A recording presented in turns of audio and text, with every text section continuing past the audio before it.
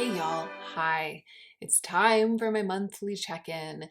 It is November. It's actually the 2nd of November today. I'm doing something that's very rare for me these days, which is that I'm filming on the same day that I'm going to be posting. I'm going to film, edit, and post this video all on Monday, November 2nd. That's just because of the way that my schedule's been lately, and I'll touch on that later in the video. So this is the video in which I talk about how things are going. I go over the past month. In this video, I'm mostly going to talk about my decision to spend my entire budget. If you're new to my channel, hi, I'm so glad you're here. Thanks for clicking on this video. I'm Hannah. I love beautiful things, but I'm prone to overspending. So I enjoy reviewing things and sharing my process around deciding to buy things, but I'm always doing it with an eye to keeping myself in check and keeping track of the things that I buy and how much I spend so that I don't get out of control. If content like that sounds good to you, I hope you'll subscribe to my channel. Let's go ahead and get into the meat of this video. So this is a tough moment for a check-in because it's November 2nd, it's the day before the United States election, and I'm literally beside myself with apprehension. Like, I'm literally beside myself, like I'm actually here and I'm right here beside myself. It is just, it is unbearable. It's unbearable in general, and then it's weird to be doing a check-in. It's weird to be filming at all because there's so much going on right now that's just way bigger, going on publicly and on the national stage and internationally, that's way bigger than me, my budget, my feelings, even like way bigger than my history with overspending and beautiful things. And I don't know, is it bigger than beauty in general? I mean, not the beauty industry, but like the concept, the human concept of beauty. Maybe not. Maybe it's not bigger than that. We can cling to that. But you get what I'm saying. It's like hard to take myself and my project. It's a little bit of a moment where it's hard to take myself and my project seriously, and yet I do still want to be sitting here and filming my check-in and checking in with you. In some ways, it feels like more urgent to be touching base and checking in, but the usual mechanisms that are happening, the usual mechanisms that are in play when I'm like planning my check-in and sitting down to film my check-in, they feel like the works of them are all gunked up. So I'm filming the check-in, I have my notes, I have some things I want to talk about. There are things that are happening in my life and with my budget, and I'm going to talk about it, but I hope that you can understand that this might be a little bit less focused and maybe even less deep than usual of a check-in. But before I get into those notes, I want to touch on the Sephora sale because it started happening without me even noticing, which is, that's actually the first time that that's happened. I have skipped the Sephora sale, I think maybe every sale since I started my YouTube channel, so since my no-buy year. I've skipped shopping the sale every time, but I've never skipped making a sale survival video. I've always known that the sale was coming, and it's been because of emails that have gotten in my inbox and other videos I've seen on YouTube. This time, I'm so wrapped up in other things, I'm so busy that I kind of missed it. And then I saw all the videos popping up and I was like, oh, everyone's doing their Sephora sale recommendations video. So I don't know if I'm going to be able to get it together to do that this year. If you really, really want me to, let me know in the comments. But honestly, if you want to see that content, I would just refer you to my sales survival playlist. I'll make sure that it's updated. There's also a video that I put out right at the beginning of the pandemic called like how not to overspend in troubled times. It's about like not panic buying or not panic spending. And I think then there was a Sephora sale shortly after that, and I might have done another. Yeah, I did do one. It was like sale in a time of quarantine or something like that. So there's so much content already on my channel around sales, resisting sales in general, and the Sephora sale specifically. And when I say resisting sales, I'm not saying like it's bad to save money on things you were planning to buy. I'm saying it's bad to let a sale trick you into feeling like all bets are off. It's bad to let a sale trick you into breaking your no-buy or your budget or buying things that you wouldn't ordinarily have bought. If you're buying something that you wouldn't have bought, if it's on sale and you're buying it because it's on sale and you wouldn't have bought it otherwise, you're not actually saving money. You're spending money that you wouldn't otherwise have spent. And I've said that in like 1,000 sales survival videos 1,000 times. So check for the playlist. If there's like a serious deep cry from the gutty depths of everyone in the comment section for me to do it, I'll try to scrape it together. But I just wanted to acknowledge that here. It's weird. It's like one of the many weird things that are like swimming around and like just floating in and floating out, and I'm like, I think I missed it. I don't know what's going on. These are the times that try men's souls. Like, that's just where I'm at. But consider skipping the sale. I'm going to be skipping it. I'm skipping the Sephora sale. And you can do it too if you think that that would be better for you. If you think that that would be a better outcome in the long run for your life, consider skipping it. So with regards to my beauty budget, my continued effort to moderate my own spending, there is something going on right now that's kind of big, a thing that's happening to me in that part of my life, in that corner of my project that spans the end of October and the beginning of November. And if you watched my video about how I spent my budget in October, you'll already know what it is because I talked about it actually at quite length. I spent most of that video talking about it, talking about the fact that I was planning to spend the whole rest of my yearly budget, basically the budget that kind of covers the entire fourth quarter of the year of 2020, to spend it all in one fell swoop and then to stop shopping until January. So that was just a few videos ago. It was just a few days ago. I guess that video went up on Friday, although I filmed it a couple of days in advance. It went up on Friday and this is only Monday.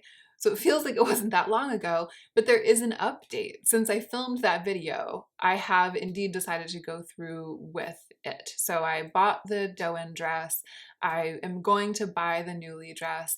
I did buy a couple of sweaters from Poshmark. I bought 2 sweaters from Poshmark. One was around $20, one was around $10, and this is one of them. It's already arrived. The sweaters were actually so inexpensive that I could still technically buy one more thing and still not go over my budget for the year. And I am kind of considering it, but I'm about to decide. I really want to decide super soon and then just have it be done. So there is one thing that I'm considering, and I'm trying to decide between buying it and just not buying it at all and not buying anything else. And I'm going to make that decision, you know, like either today or tomorrow. I really am eager to just have it over and done with and have all of the decisions done and have the door closed on my budget for the year so that I can start officially my November, December no buy. So the no buy is exciting and I'm sure that I'll end up talking about it. I mean, I'm calling it a no buy, but it's really just like a passive no buy. It's like a tacit no buy because I spent all of my budget. So it is in essence a no buy because I'm not going to be shopping and buying anything else for these 2 months, but it's because I ran out of my budget. Like I spent the last of my budget 2 months before the end of the year. So I love that for me. I'm excited about it.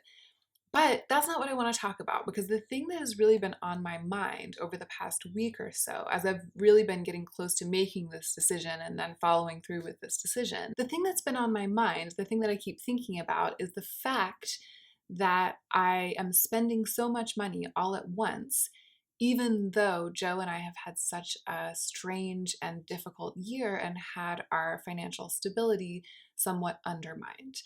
It feels weird. And of course, I keep reminding myself that it's not worse to spend a lot of money all at once than it is to spend that same amount of money spread out over a couple of months, over, 4 months or 6 months. What I'm spending right now is roughly what would have been the equivalent of like 5 months but 4 months, I think, of budget. Like I said, the last quarter of the year. And I think it is technically kind of 5 months of budget actually for me when you break it down. So it isn't worse than it would have been to spend like $100 a month for the last 5 months of the year. And because I'm not going to be spending anything for the last 2 months, and I barely spent anything for the past 3 months, it's just the same as that. But it feels weird to be spending so much money all at once in light of the year that we have had and the fact that we lost our business and had to move out of our apartment and all of that. I'm always looking for the most interesting questions. I've talked about this time and time again on my channel, but I'm a little bit more interested in the questions, more invested in the questions than I am in the answers because I feel like it's more fruitful to push into questions than it is to convince yourself that you have the answers. So I'm always looking for the most interesting questions that come out of these experiments that I conduct on myself with budgeting and moderation. And I feel like right now, this is the most interesting one. So I want to talk about why I think that I still spent my whole beauty budget, even though the year evolved in such an unexpected way. And there are a couple of different sort of answers or ways of looking at it. There are a couple of different responses that come up to that question. I think that even though there's so much uncertainty about the future and about kind of like where my income will come from for the next couple of years and then for like my life going forward after that, even though there's so much uncertainty about that, it's still important for me to keep managing my developing relationship with spending and with beautiful things. And part of that management is carefully mediated spending, like moderated indulgence. I think that if I had freaked out because the year went the way that it went and rescinded my budget, if I had been like, oh no, I can't do this anymore, no more budget, I'm canceling it all. If I had done that, I think that there might have been potential for me to just throw up my hands at some point, like a month or two later, after having rescinded my budget, to just throw up my hands and like backslide into some overspending behavior that I don't want to get close to again. I think even if there hadn't actually been a danger of me doing that, there would have been the constant temptation to do that. It would have been like constantly knocking at my door. I like to think that ultimately I could have held out, that if I had decided that I needed to, or if our situation had continued to be really unstable and strange, like if we hadn't landed somewhere, if we hadn't made a change and landed somewhere and started the rebuilding process, which is what we did do, a couple of months ago, if we hadn't done that and things were still in chaos and I really had felt like I couldn't spend any more of my budget, I like to think that I would have been okay, that I would have stuck to it. But I do think that I would have been kind of like living in fear in a way. It would have felt supremely uncomfortable and maybe even a little bit dangerous. And I think maybe part of me would have been always just waiting for that bubble to burst, like waiting for me to lose it and make bad choices. So that's part of my thinking. Now, of course, I could have given myself an outlet for indulging in beautiful things without going through with spending the entire rest of the budget that I had planned for myself at the beginning of the year. I could have scaled it back. So why didn't I? Why did I go through with spending the entire rest of the budget that I set for myself back at the beginning of the year before any of these changes happened? I think that part of the reason that I didn't scale it back is that I just didn't want to. I'm not a perfect person and I do have attachments and I really love beautiful things. I'm having a very bad year in many practical ways. I hadn't bought any big ticket items or made any big ticket purchases since February. And I really fell for these two expensive dresses and I wanted to buy them. And the budget that I had since the beginning of the year that I hadn't changed showed me that I could. And I wanted to, so I did. In my video from last week, I went into some of the reasoning behind these specific dresses and why they fit into my life and why they feel like a good choice for spending the rest of my budget. I know that some of you really enjoy that kind of content, and I do enjoy processing those things with you. I'll link that video down below in case you haven't seen it and you want to learn more about my reasoning around these two dresses, and I'll talk about them more when I officially haul them and when I talk at the end of November about how I spent my budget this month. So there's all of that stuff, the reasons, the whys and wherefores, the pros and cons. But at the end of the day, I just did it. It's just what I did. Past a certain point, it's like, yeah, it's just what happened. I spent the rest of my budget on these two dresses because I wanted them. And I think that this is where it gets much more interesting. I don't think that I would have done it if I didn't feel pretty stable, more stable than I've felt for most of the year in some key ways. This is what I've been reflecting on over the past week as I prepared for this check-in. I think that if we were still back in our old apartment in downtown, trying to figure out where we're going to go next, not knowing, like not having decided yet, which is how the majority of the year was. Like we spent most of the year in that little apartment, not knowing where we were going to go next, not knowing how much the transition was going to cost, not knowing what our bills would be, like what the overhead of our life would be in the next place, like the place we ended up, because we were looking at all these different options and some of them would have cost more per month than others. So if I were still in that uncertain space, I think for sure I would not have bought these dresses. Also, and I feel like it would have been good to say this in that video about how I spent my budget, although I was just talking off the cuff in that video, and for the check-in, I sit down and I make notes and I try to make sure I'm not omitting anything. And I actually feel like this is pretty relevant. I have had some extra grant writing work come my way recently. So I'm a freelance grant writer, grant developer, and editor. It's something that I do on the side. And the money that I make from that work, it's very up and down. Like it's not reliable because sometimes I'll go months without having any of that work. And then sometimes I'll have a whole bunch of it all at once. So I've been talking a little bit lately about how busy I am. And I mentioned at the beginning of this video too. That's the reason that I'm filming this video on the same day I'm posting is because the grant writing work has just ballooned this month. And I've been like working around the clock to get a bunch of grants finished and improved and edited. I'm just like plugging away at it. So my schedule got out of control over the weekend with that, and I wasn't able to film this in advance the way that I usually do. But what that means is that I have a little bit more personal income right now because the money that I make from grant writing is just my money. I put it into my savings. It doesn't go to our shared household budget, like Joe's budget and mine together. And that's also where my personal budget comes from, my beauty budget. It's not related to our household cash flow.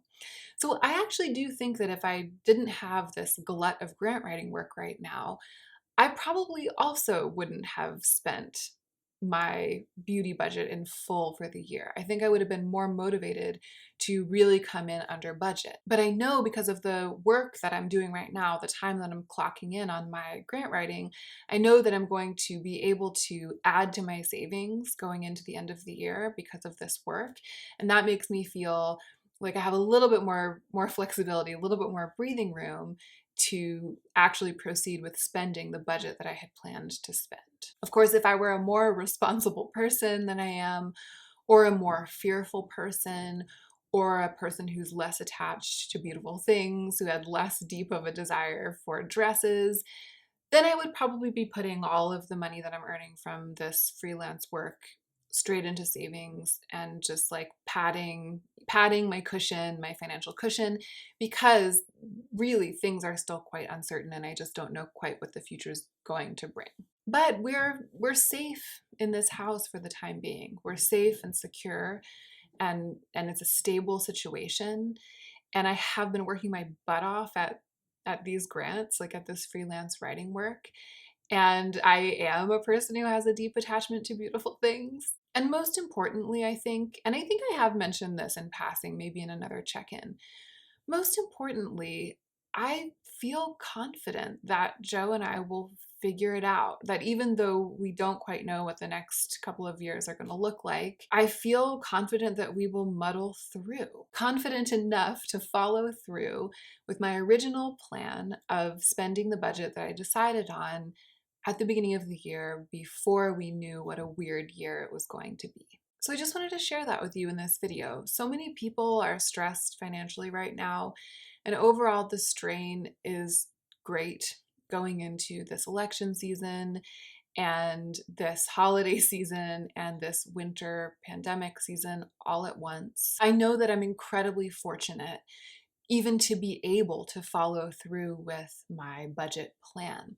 And I wanted to follow through with it, not just because I want beautiful dresses, although I do, but because I designed it to help myself grow. You guys know this whole thing was set up to help me get to know myself better, to help me strengthen my muscles of moderation, and to help me gather information that will allow me to make an even better plan for next year. This year has messed up a lot of stuff.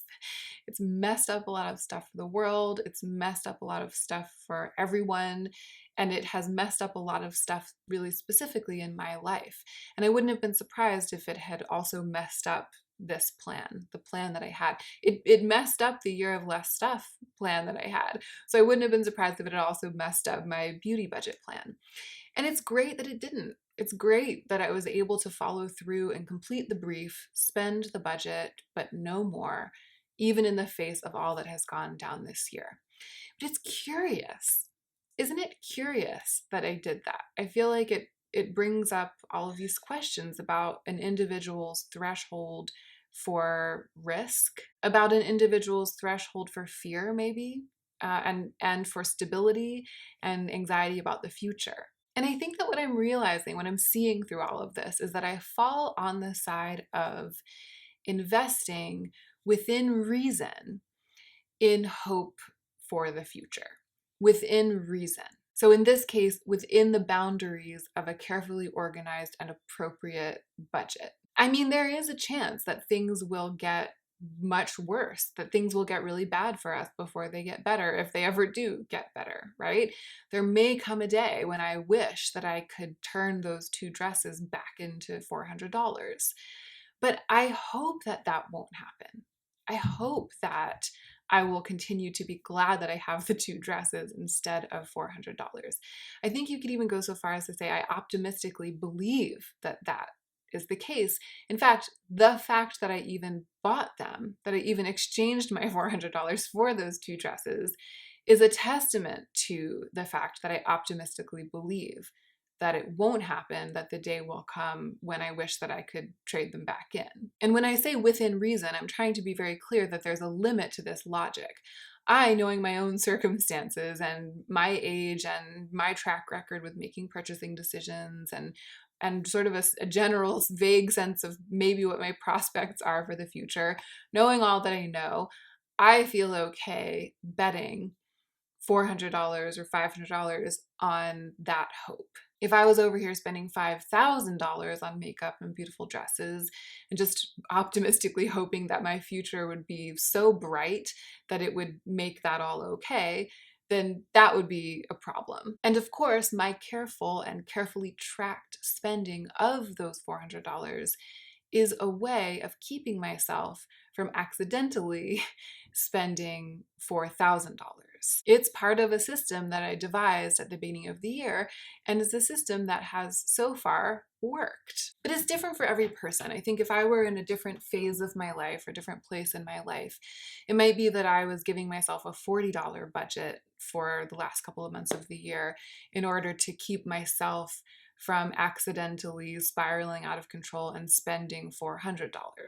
Right? Or if I had like a different job or like came from a different background and had like this amazing, huge financial cushion, if money were no object, or if it were less of an object, then I might be in a situation where I was giving myself $1,000 to spend on beautiful dresses every month to keep myself from, I don't know, like spending $50,000 on like a Tesla or something. In either of those circumstances, there's a kind of banking on the future that's going on. You're like making a decision about your present relative to what you know about yourself and what your circumstances are, and you're putting X against Y and banking on a future in which it won't have been a bad decision in the past to have spent those $40 or those $1,000 a month. Okay, I'm starting to get into like abstract thinking land. There's not really an elegant thesis here. These are just the things that I've been thinking about.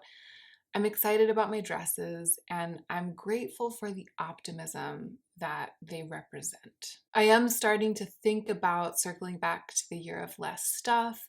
I'm starting to think about what the procedure is going to be like for going through and counting all of my things and then looking at how many more or fewer I have than I had at the beginning of the year in each category. I really have no idea where I'm at with that. The pandemic and the move kind of like exploded it. So it will be interesting to touch base. Overall, it just feels like we're barreling towards the end of the year. I feel that way as a content creator on YouTube because the holiday season starts so early. I feel like all of a sudden we're in it, and there's 2 whole months left, but I'm like, it's Christmas, you know what I mean?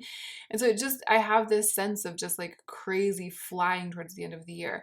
And at the same time, today, as I'm sitting here filming, it's the day before the election, and I feel like I'm barreling towards the end of the year. And that's kind of like the beginning and end of it. And I spent the rest of my budget on 2 dresses, and I feel like we're barreling towards the end of the year. And that's pretty much it. That's like all I have to say.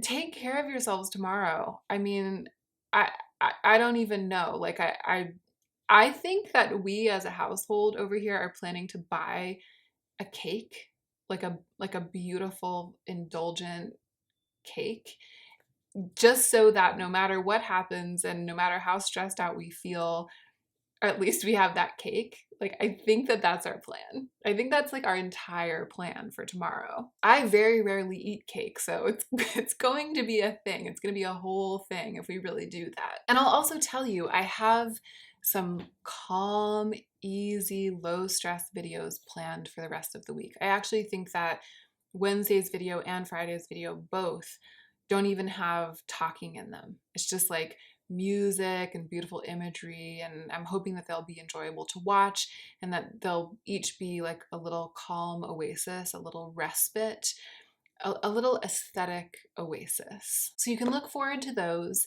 And then I will see you next week with some beefier content. In the meantime, don't overspend at Sephora and don't forget to take extra good care of yourself so that you can be the most effective version of yourself as you do your work in the world.